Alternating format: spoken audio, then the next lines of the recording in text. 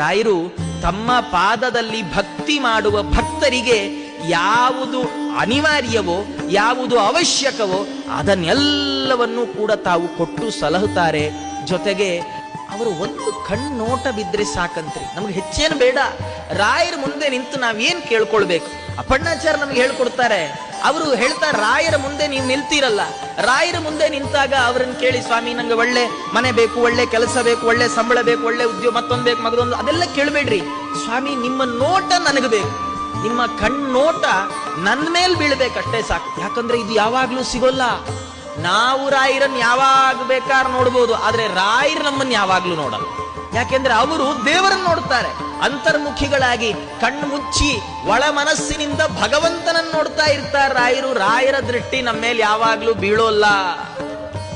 ಆದರೆ ಒಮ್ಮೆ ಬಿದ್ರೆ ಏನಾಗತ್ತೆ ಗೊತ್ತಾ? ಒಮ್ಮೆ ಬಿದ್ರು ಅಘಾತ